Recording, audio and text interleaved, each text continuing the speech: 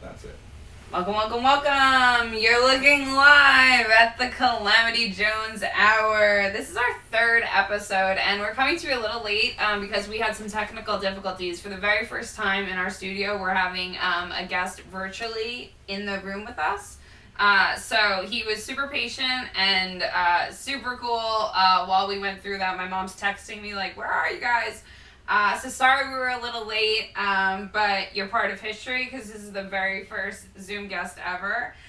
We have a very special guest for you. I'll give you a little bit of a detail in a moment. I just want to do some housekeeping stuff. I'm Mandy Jones, stand-up comedian. This is my wonderful husband, Glen. He's the reason we're here tonight because I can't figure this shit out if my life depended on it. So want to let you know to subscribe to my YouTube channel where you can find Bonnie and I's Wednesday podcast, and you can also find the podcast Glen and I do every Friday here called the Calamity Jones Hour. That's Mandy Jones the Comedian on YouTube. I'm also Mandy Jones the Comedian on Instagram. And if you want to check out calamity.jones, that's everything we do with the Calamity Jones Hour, as well as we do free comedy events, open bar. We're having nothing but fun over here. So we're also doing reverse bringer style show. Meaning if you're a comic and you come and you show your support, your love for comedy, it's a free show, it's an open bar. You come, show your support, you get added to the roster for future shows. So that's pretty fucking cool. Okay, so you want me to put the promo on? You introduce our guest? Yeah, so let me give the formal introduction.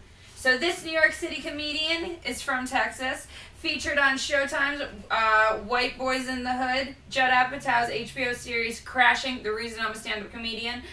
He will be recording his second album, Still Telling People That, on Comedy Records live online September 1st. Please, everybody, let's welcome my new friend and yours, Mr. Dustin Chafin. Let me get him on screen. And this is a free event, so I will post this to the Calamity Jones Hour page so that everyone can check out where to find Dustin after you fall in love with him tonight. Not calling him Justin, that was not a Freudian slip or anything. That's just me thinking too fast. So I'm going to pull him up on screen here. And we're going to introduce this motherfucker. All right. So, how you doing? Oh, man.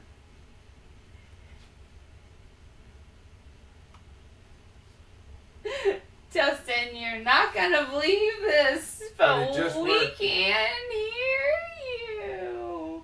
Oh, fuck no. But the people can. They must be able to. Oh, wait a second. System audio's muted. I got it. Hear me? Yeah, there it is. All right. So yes. So you guys are really part of history. This is what we've been doing since 8 o'clock. And you're good? You hear me? I'm good. Yeah. Thumbs up. Everybody's thumbs up. Thumbs up. We're loving it. Lord. So please tell us what you were saying. Calling you Justin Chafin, whoever the fuck we got zooming. Yeah. It's but what I was trying to say, you guys did a great job. I was really proud of you. Like nobody, I mean, just to watch like a married couple just like deal with something very stressful, and nobody snapped, nobody got punched. It was really great. It was great to watch. I did have to leave the room at one point. I had to leave the room right at the beginning when I was trying to figure it out. Because I was like, I'm not a help at this point. That is one of our questions. Are you married? I'm not. I've been with my girl 14 years, so technically, it's the same thing. Married. That's kind of how we are too. We never did it like legally, but we're married. We had the event and there's everything. There's There's a whole story behind it, but it's we were together so long that it didn't even seem to make sense to make a big deal out of it. All of a sudden, like we had already cared so hard about one another. Yeah, and you don't have to bring the government into it. You know what I mean? And it's like exactly. And it's like even if you really love somebody, you still should give them an out that's easy. You know what I mean? Yeah. If they want to cut and run, you know what I mean? I don't want to make it difficult for them. So. Well, we have a Mexican standoff with our vehicles. Like, I own his truck and he owns mine. So, like, if anyone wants to bolt, there's like a Mexican standoff. You just got to switch keys. We You own a got to home switch together. keys. It's getting deeper and worse, but yeah. Fun. Very cool. So you're a very interesting guest for a variety of reasons. You gave me some bait. I think Glenn has some questions first. I have to. I'm sure. first. You want to? Or should we go in chronological order? I don't know. Okay. You go ahead, okay. Baby. So Dustin is a Mormon. Was excommunicated, yes, many years ago. Yeah. So that means even if you wanted to go back, you can't. I would, yeah. I mean, the Mormons, they have like a, you can kind of like re-register, if you will. Okay, what do you have to do for that? Do you have to like I think you'd have to go to church. Yeah, something like that. I mean, it's their version of that. I think you would have to go to church for like a year and have to do a whole like, kind of rehabilitation Mormon thing. Yeah, you'd have to kind of redo the whole thing. But yeah, I just I didn't know why I became Mormon. There was a Mormon girl in my high school, and she was like the only virgin in my whole town. So I was just like, I'm in. And so yeah, and I think my parents kind of didn't want me to be Mormon, which it's that rebellious thing. Oh like, yeah, that's even more alluring. Yeah, and they were like sex, drugs, and rock and roll. So the only way to rebel against that is to go the opposite, the total opposite. So I was like, I'll just be a Mormon. I'll show you guys. I'll be a goody two shoes. That'll piss everybody off. So I'll I just go to went down that heaven. road. I'll show you. Yeah. So no caffeine. I'm going to show you. So yeah, I just it was a weird moment in my life, but I did that, and I went to Chile, Santiago, Chile for 2 years. I was a full-blown missionary, and I lived on an island and off the coast of Chile, and it was it was an experience. It was kind of like one of those things you do when you're young. I could have gone down another road. I chose this, and it was pretty cool for a while, and then and then religion is like after you think about it too much, you start to realize there's some faults and things, and you start to figure things out, and you're like, okay, this is probably not where I need to put all my energy. And found stand up and art school and different things, and so kind of opened myself up to thinking, as far as religion, I'm pretty open now with kind of how I believe. It's not down the awesome, Mormon path. I mean, going on mission and stuff is a cool plus of all of it. Yeah, it was my only way out of Texas, man. It was either the Mormons or the Navy, and I was like, it's a lot easier. It's a lot easier to get out of the Mormons than it is the Navy.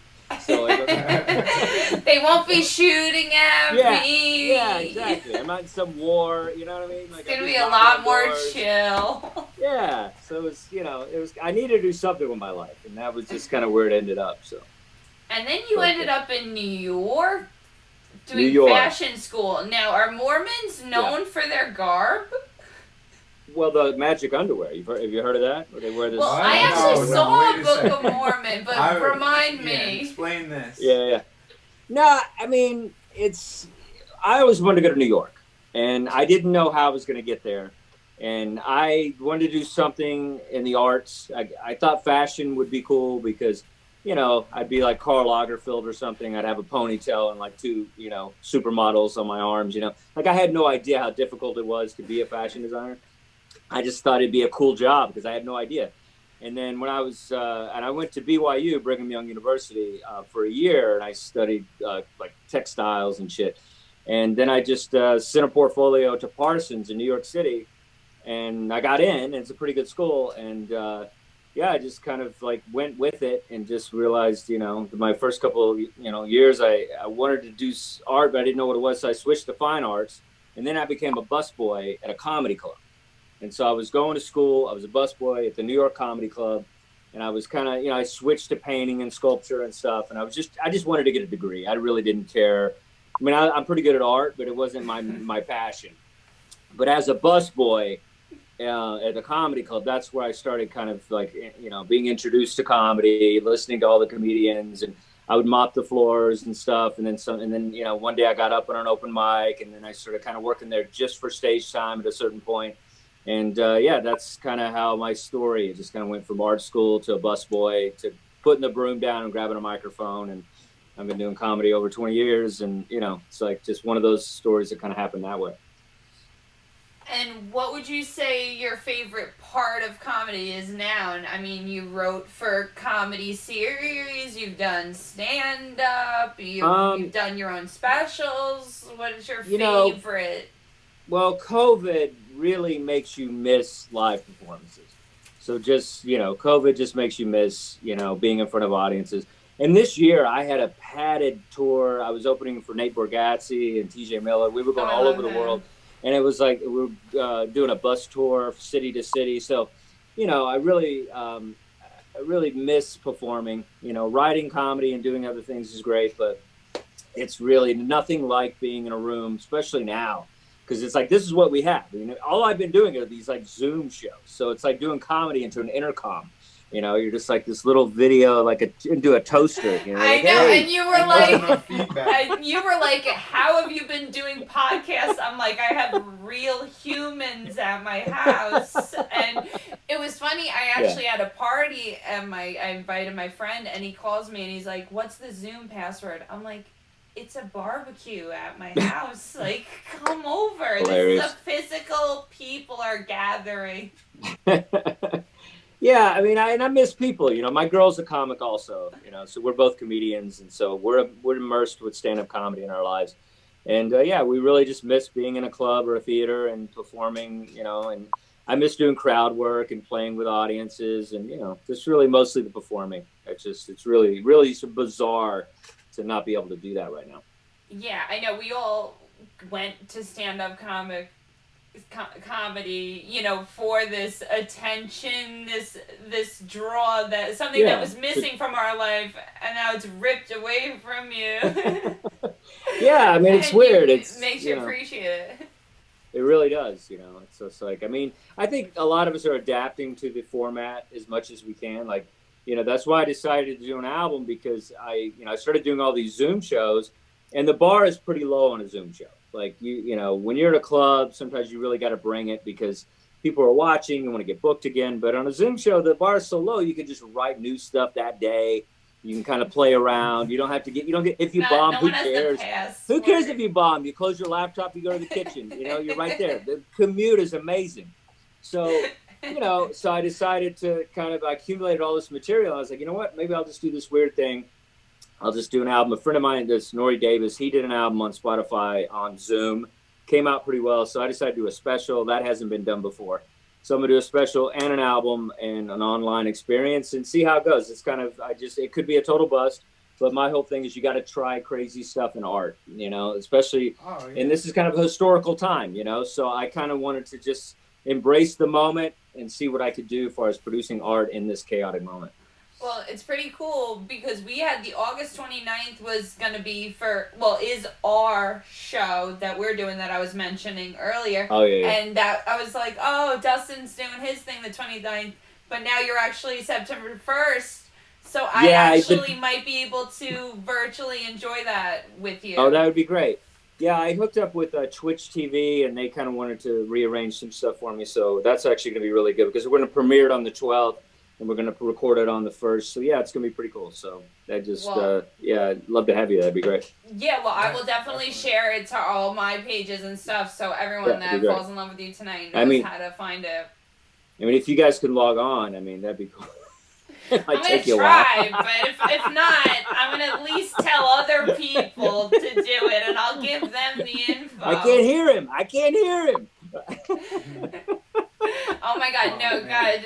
When Dustin, honestly, they're going to be doing a documentary about him at some point. I'm going to be like, I've got great footage. And it's going to be 92 what? takes Can you hear of me? us. Can you hear me? What? Hello? Doing a sound check. Yeah, now so you can't hear us. And now the computer hears him, but we can't hear him to talk to him. No, is he joking?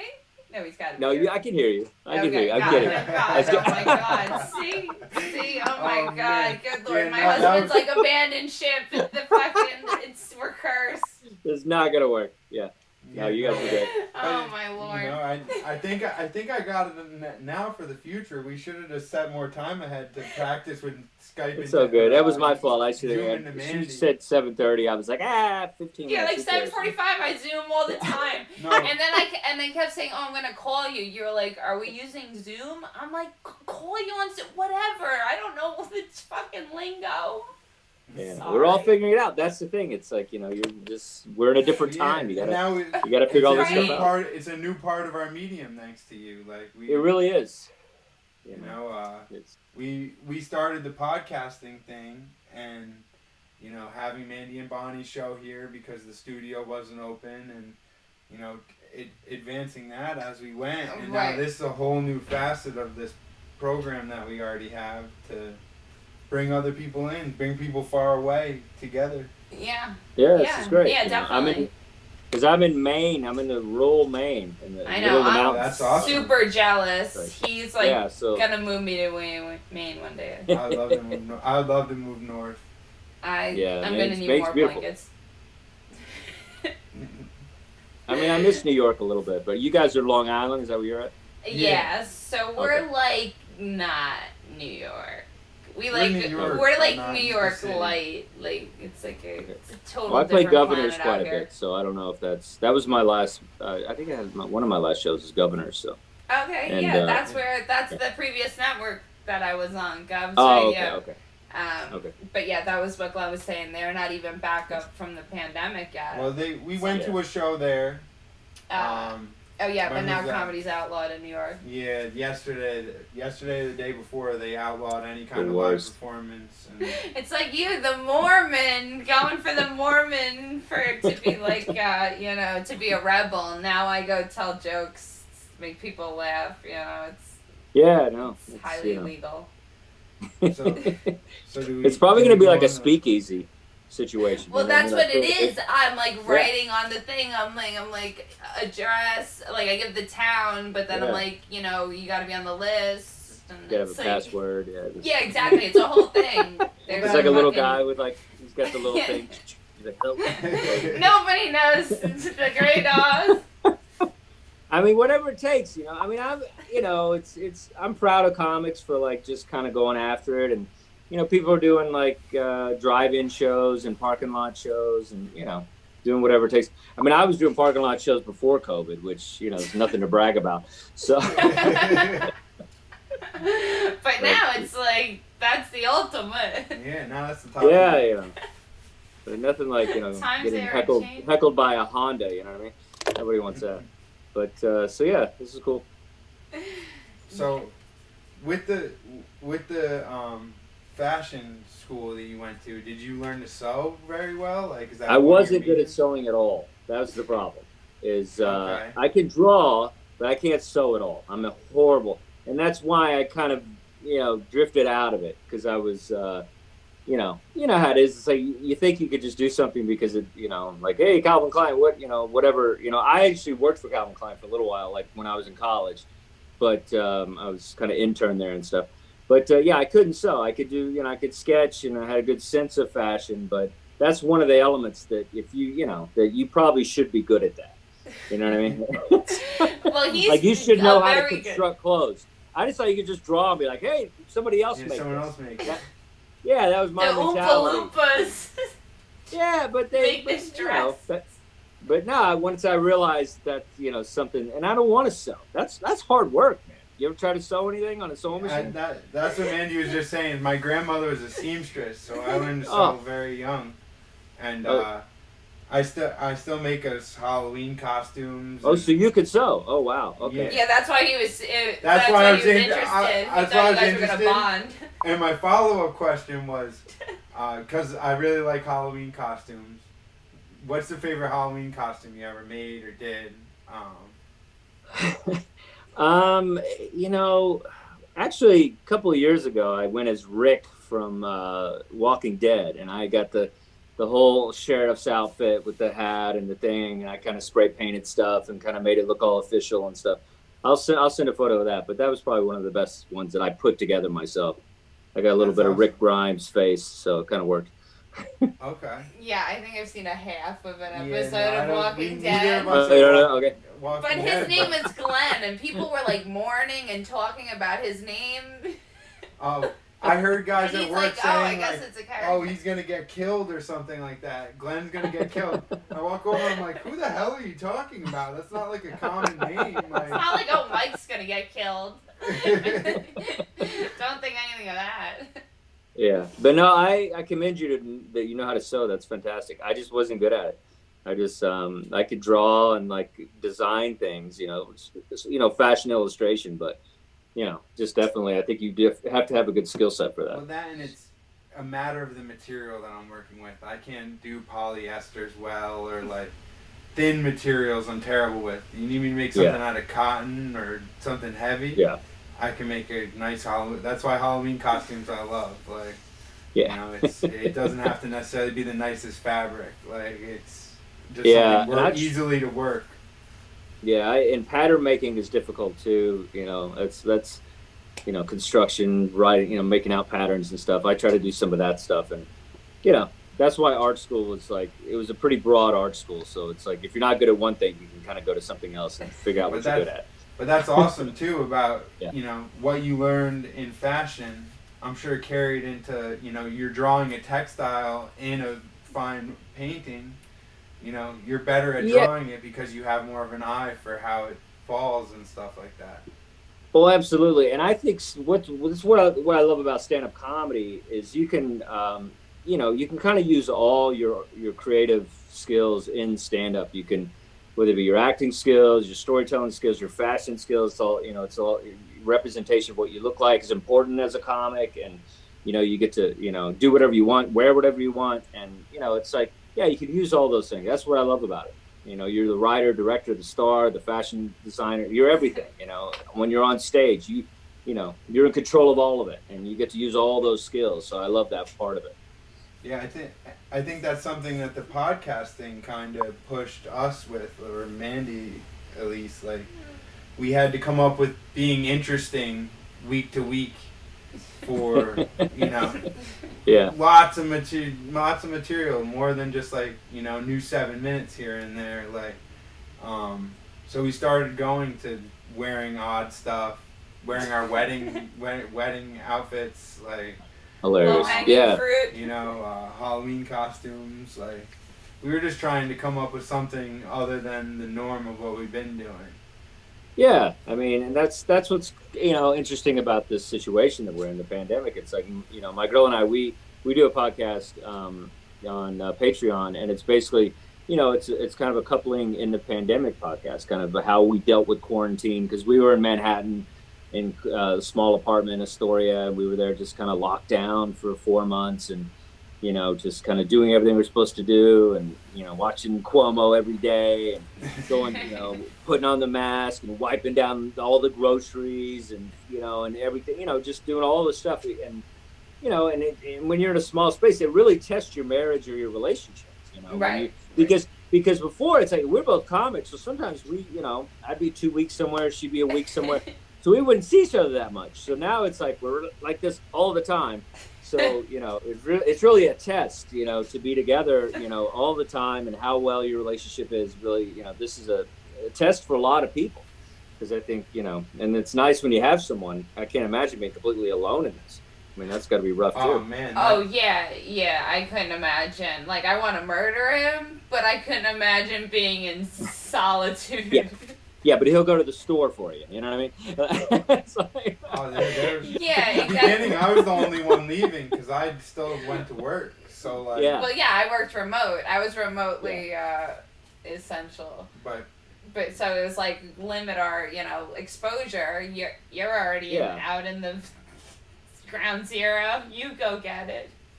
It worked for a little while. But then it became also that you wanted to come back out because you were like, I want to leave. Now I'm in the loony bin. Yeah. Yeah, it's a catch. Yeah, I mean that's nice being here.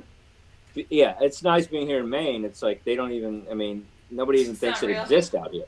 Yeah, it's just chipmunks and mountains and trees, and so it's it's definitely different than Astoria in New York for sure, Manhattan. Now, when you moved to Maine, were people weird? Like, oh wow, New Yorkers, like they're probably carrying that here. Like, Well, yeah, a little bit.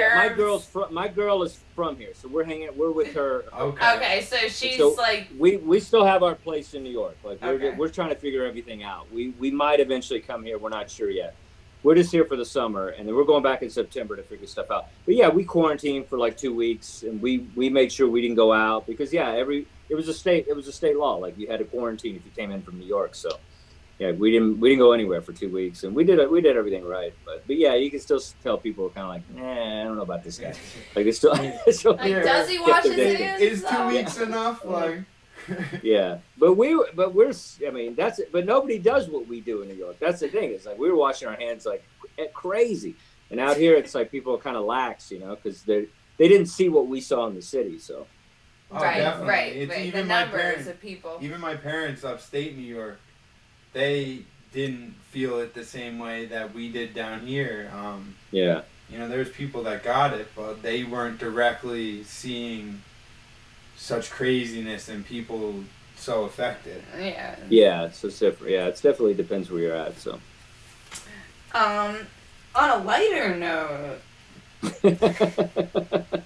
your religion has changed. Your spirituality, if I could speak, has changed. Do you believe in coincidences? Coincidences? I believe in karma. I believe in putting good out in the world and good coming back. That's probably my, that would be really all I believe in is be good and it'll come back, pay it forward, that kind of stuff. I don't know. Coincidences. I don't know. Fate, I guess. Is that what that is? I don't even know. What's the difference? Well, like coincidence being like you're back on the right track. Like running into somebody like, oh, we were supposed to have that conversation. Okay, you call it coincidence, I call it fate, whatever. Coincidence is a little lighter. Yeah. Fate's a little more... like predisposition. Yeah, I still think we have free will. I think we can toy with it. Yeah, I don't know. I would say I'm not sure. I'd have to like be kind of confused about that one. I'm not sure. But it is weird when things happen. You're like, holy shit, I can't believe that, Like when something feels spot on, but I don't know if I believe it. Oh, definitely. Especially when you run into someone that you haven't seen in a long time and it's not where you're from. It's like 6 states over, like, Yeah. Yeah, I mean, I don't know if that's, it's like I said, I don't know if it's coincidence or if that's just the path that's meant for you and that you were going to do that, run into that person anyway, because that's part of the process for your journey, if you will. Yeah, well, Mandy calls it our space garbage. Our friends that we run into all the time, and like you don't even have to plan to meet up with, and you just end up running into them. Like you have their number, but you don't ever plan to hang out with them. You're just on like the same frequency. Yeah, I don't run into anybody right now. Well, that's because you went to fucking Maine, dude. You're not going to be running into anybody. We can't even. And coronavirus. It's like, there's no. In New York, I wouldn't run into anybody either. Just my girlfriend on the way to the bathroom. That's it. That's the only person I'm running into. Anything on your bucket list? Bucket list. That's a good one. I've got to do a few things, so I'm trying to figure out what would be my bucket list. You can say if it's something accomplished, something you wanted to do and got to do. My bucket list. I definitely want to travel more. There's a lot of places I still want to see.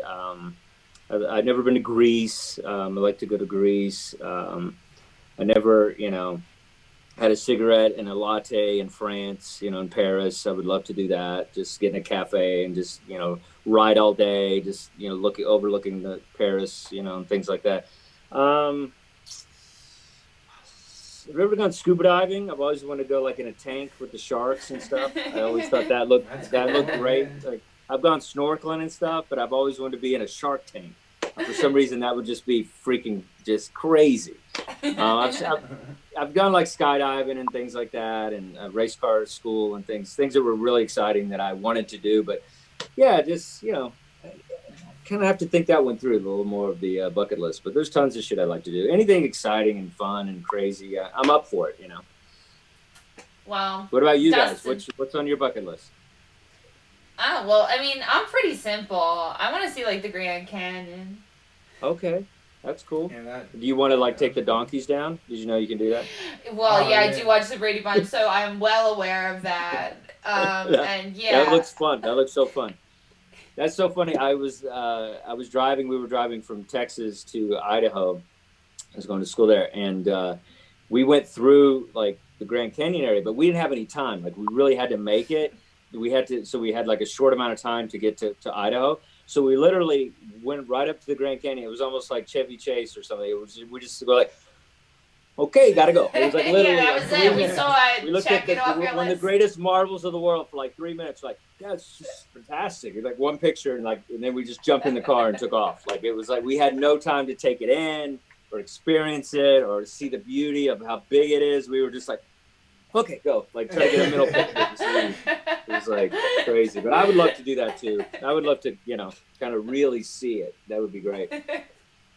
What about you, Glenn? What do you got? What's a big bucket list? It's kind of a toss-up as far as places to go. I'd either like to see the pyramids or go to the Ganges River. I've always wanted to meet an Agori. We could do both. Wow. Okay. That sounds great. Yeah. If you don't get hit with a dart, that'd be good. Hit with a dart? I got you. Yeah. No, we'll just take our shoes off and just totally be one with them. That's true. That'd be fun. I don't know about that. The Ganges River. No, we might have to start being like cannibals. I'm like not informed at all. Great. I'm embarrassing you with yours. Can we say what an Ngori is? I guess, because it's they're like morticians. It's they're who cremate the monks. It's who I'm just gonna slide in with. By the way, on the banks of the Ganges River. Okay. It's something they dedicate their lives to, and it's like their passage on to moksha. So okay. It was something I was very fascinated by for a little while, and it's very interesting to, as like a child, 8 years old, to decide that I'm never gonna leave the banks of the Ganges River, and I'm gonna be the Glen didn't decide that at 8, guys. For the clarification, I actually heard about it in our religious studies in college, but oh wow, very cool. Yeah, no, I think that would top the pyramids. Just I'd be interested. I'm interested in that part of the culture, like giving up everything to gain something different.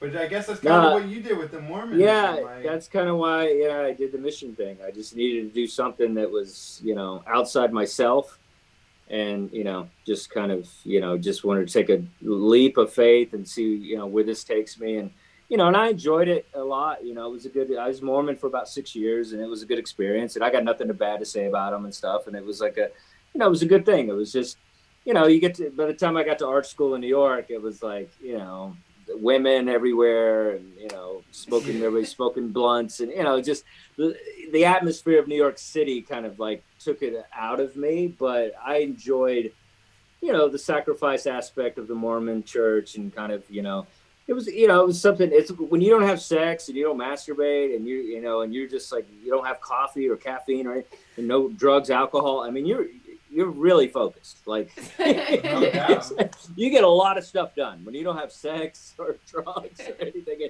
You're just like, you're so clear, and it's I miss it sometimes. I mean, obviously I want to know. I don't want that life forever, but. You said you saw Book of Mormon? Did you see that? Yeah. Yeah. I mean, how great was that? It was so funny, but it was, and that made me laugh so hard. It was like so like spot on with kind of the relationships between like the missionaries, the older missionary and the younger missionaries, and it was really so funny. And so, did you spend time in Utah? I did. I spent 2 months in Provo. It's the MTC. It's the Missionary Training Center.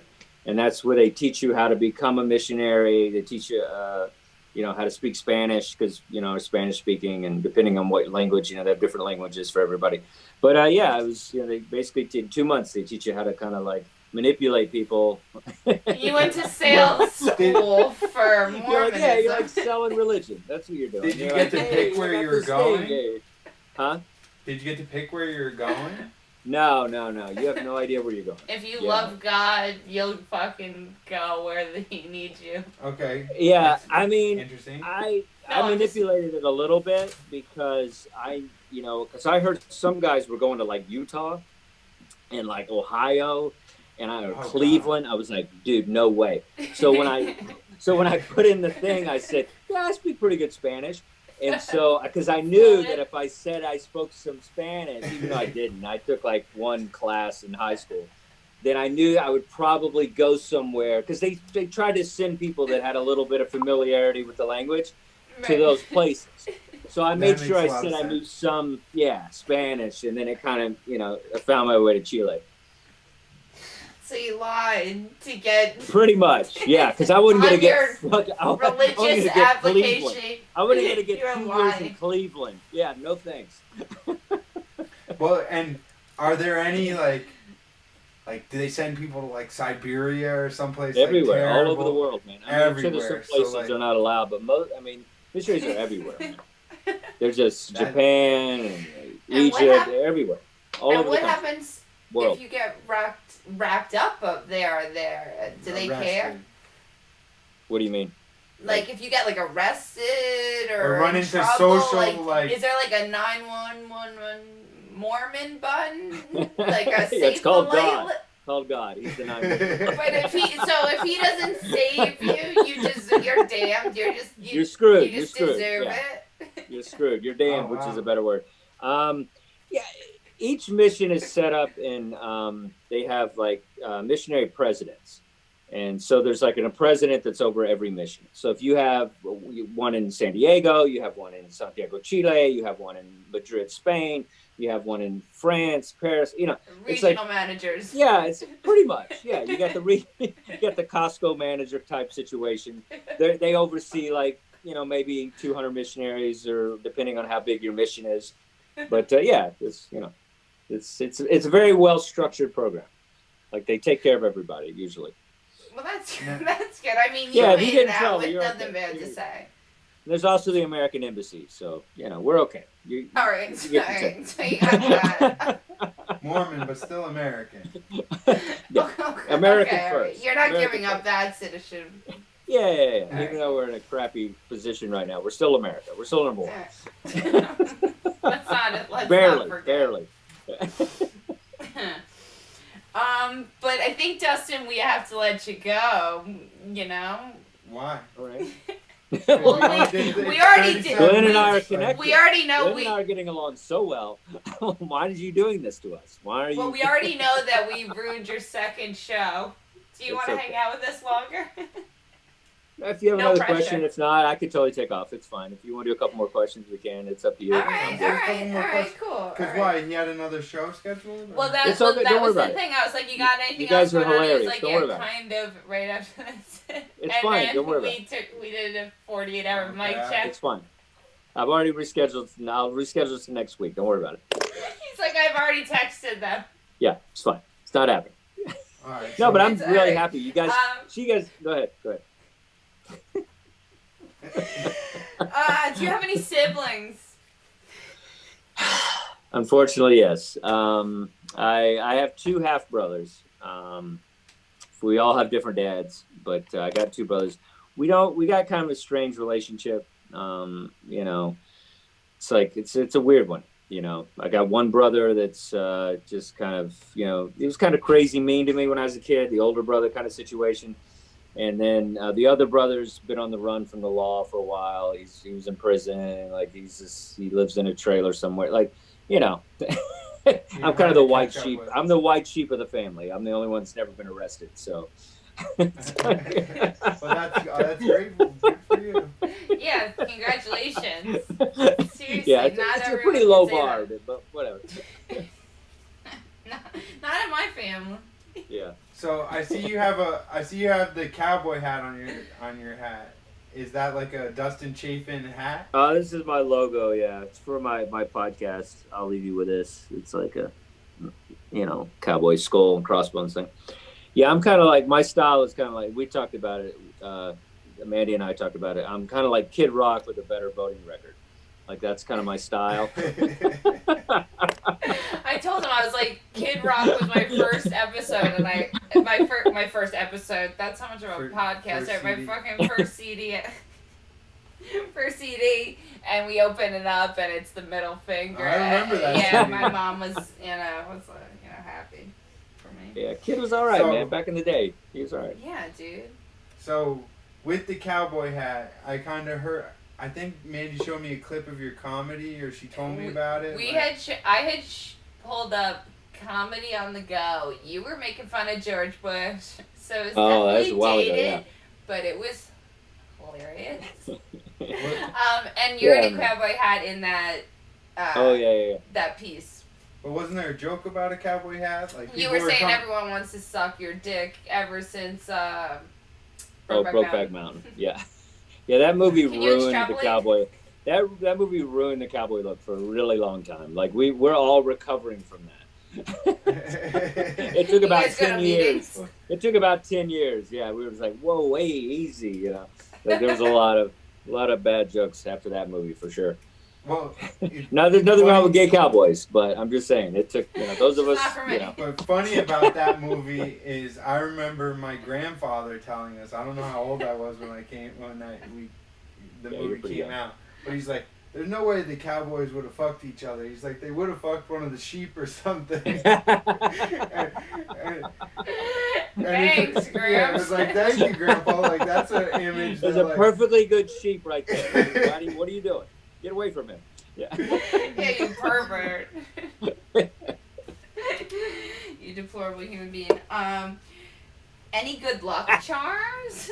I know you said you're just a karma person, but any like superstitions or luck charms? When I'm performing and then when I'm rooting for my football teams and stuff, but when I'm performing, sometimes I'll have like some kind of repetition stuff that I do, and I'll do kind of not a prayer, but kind of a positive thing that I'll put out. I'll say to myself, something that's positive about the show I'm about to have, and things like that. I do have lucky shirts and shirts that I've bombed in that I'll never wear again, and I have little weird things like that. If my team is losing, I'll switch hats and silly stuff like that. But I don't have any no rabbit's foot or anything like that. No lucky pair of underwear you wear for every stand-up set or anything? No, but I got some lucky hats and some lucky boots and stuff. Yeah, I got stuff that I wore on TV or something. I did well, and then I'll wear it to something else that's important. Yeah, but nothing too crazy. I'm not too crazy about that. All right, so more of like a setting intention. Yeah, nothing too, I'm not like crazy superstitious, but I won't walk under a ladder. Like there's still certain things that I won't. I'm still not taking any chances. I won't open an umbrella inside. Like I'm still like that. Like that stuff is instilled in me. So, there is superstitions, but as far as, and it's funny how I'm pretty tame though. What's Sorry? That? No, I'm pretty tame when it comes to that stuff, but I still have it.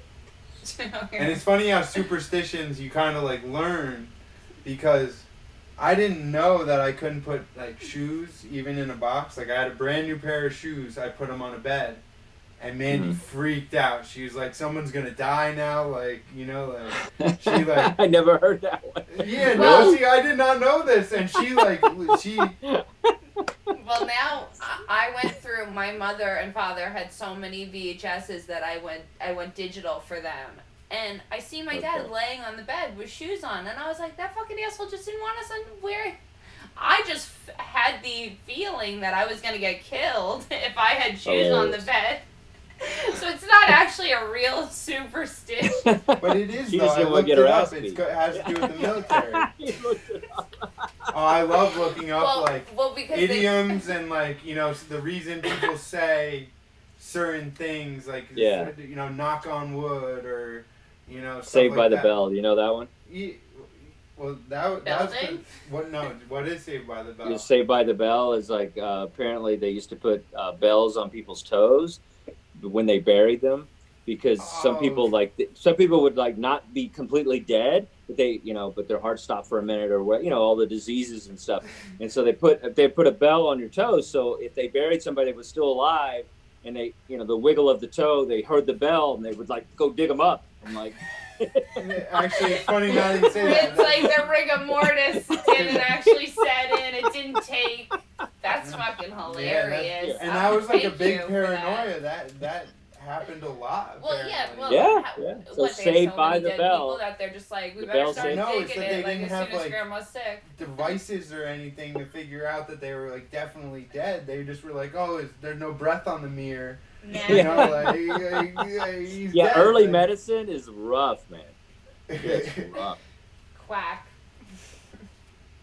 Very cool. You any other questions, Glenn? I got through a lot of my favorite ones. Oh well, what was your worst job? Like memorably kind of shitty. Worst job. You don't necessarily have to get paid for it. Just like Okay. Kid work. You had to job. I was the Easter Bunny at the mall. Ooh. See, that's classic. So How old? Probably maybe 19, maybe 18, 19, something like that. Right before I went to Chile, so probably 19. Yeah. Okay, So you're so the Mormon Mormon bunny. Easter bunny. I was. Yeah, it's so hot in those things, man. Because now they make them nice, but that was a long time ago. So Yeah, they have like now fans they in have the head now. fans and stuff. Yeah, now they're kind of high tech. But back then it was just like big blob of fur on you, and it was just hot and you're sweating. Kids are peeing on you all day, and it's just like you're not you're not Santa, so nobody respects you. You're the freaking Easter Bunny. Yeah, So they're like, it's this is fucking April. Nobody really cares about the Easter Bunny. So kids are like biting you and peeing on you. It was horrible. It was like, Yeah, it's like my first real showbiz gig. Yeah, my first real showbiz gig. I know, that was freaking how Easter you got Bunny. a taste of like the heartbeat.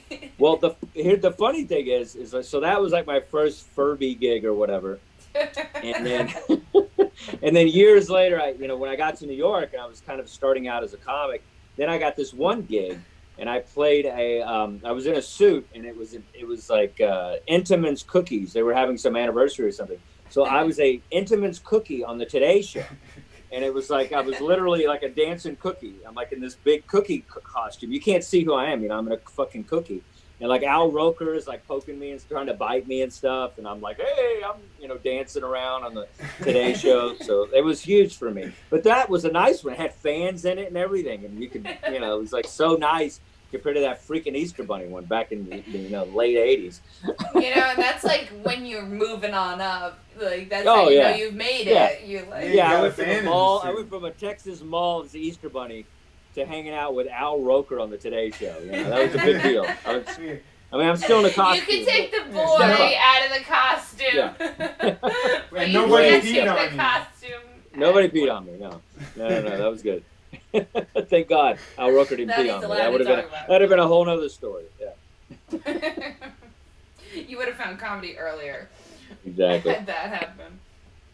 I think the last question that I have is based on your style, Glenn, and I think we might disagree on this. If you walked into a room and there was always theme music, what would your theme music be? Interesting. I'm very multi-layered with music. I think in my soul, it's probably gonna be blues, little Gary Clark Jr. or something way back, ZZ Top or B.B. King or something. I really love blues music, but the reason I like blues is because it encompasses so many different genres. But I like a little bit of everything. I like hip hop and country, a lot of old country, Willie Nelson, Merle Haggard, that kind of stuff. But probably blues, I guess, like a real bad guitar. I love electric guitars, so as long as it has electric guitar in it, I'm in. I really don't care. I've never heard a band that had electric guitar I didn't kind of like. So I really love electric guitar. So it has to be a guitar. I'm not a big fan of the pushing of the buttons, and I've seen some of that kind of music and stuff, and I try, but I just I don't do the right kind of drugs to enjoy that music. So I really need people to. Yeah. I need people to play their instruments. So yeah. Yeah, real instruments. Cool stuff's coming from the button pushers though. Like now there's like people that play instruments and then they loop it and like we've seen those some guys cool are talented. Stuff like that. Yeah, this stuff's talented. I just I've seen like live concerts too, and it's entertaining. But there's something, I don't know, just something about a guy that can play guitar and just like kind of feel the soul of the room. And you ever seen the Rolling Stones in concert and things like it's just huge jump. I'm not saying the other isn't talented, but I'm just saying it's I don't know, kind of like Jackson Pollock to Rembrandt or something. It's a big difference. Yeah, I would almost compare it to what you were talking about, like the Zoom show versus having 100 beating hearts laughing at your joke. Something just gets lost there. Yeah, it's still cool though. I appreciate young music because I never want to be that old guy. It's like I don't like that new stuff. I mean, I try to experiment with things, but but it's just nothing like a band. I just love a full band, drums, guitar, boom, that kind of stuff. Oh yeah, and I'm a sucker for a horn section. I'm a big jazz guy too. So yeah, love Miles Davis, all this. Yeah, horns, anything. Just instruments. Yeah. Oh no. Instruments. I mean, people. Yeah, you don't see that too often. Everybody goes. Like even like all the people that come out, it's like they go like singing contests and reality shows and all that. It's like nobody plays instruments like they used to. Yeah. I really dig the spoons too. I don't know. That's something that's like. You play the spoons? I play the spoons. No, You say spoons? What'd you say? I play the spoons a little bit and the ham bone. Oh, do you? My granddaddy played the ham bone and the spoons. So yeah, it's a big. That's cool. You don't need much. I don't know anything about how to do it, but like something I've always been impressed by. You just start hitting your body. It's not that. You don't have to know much. You just get a beat. You get a beat going. You just kind of feel it. All right, cool, man. You guys are a delight, man. I appreciate it, and glad we thank you for being patient for us. I'd love to come back since now we got all the tech stuff, figured out. Yeah, now that we know how to Zoom, stress free. Yeah, no, it was a delight. Thank you for using that word. I'm gonna share and post everything so everyone knows how to get to your September 1st free event. Yeah, you want me to throw the flyer up real quick? Oh yeah, throw that up right now. Yeah, that'll be our outro. So Dustin Chafin, still telling people. Oh, see, I didn't even ask him about the joke that I was wondering about his name. Now, did you ever hear like Dustin Chafin, like as in like Chafin, like and balls? Like Gold Bond, like Now we don't have him. Oh no, we lost him somehow. This is the biggest joke in history. Yeah, no. Oh, wait a second. I muted it. Now you're just making up stuff to roast me. Yeah, we're like, and we can't hear you. Yeah, no, I asked you a terrible question at the end. Thanks, guys. Yeah, wanted to leave on a bad note. Oh, man. Was that terrible? It's wait a second. We're still live. I know. Finish it.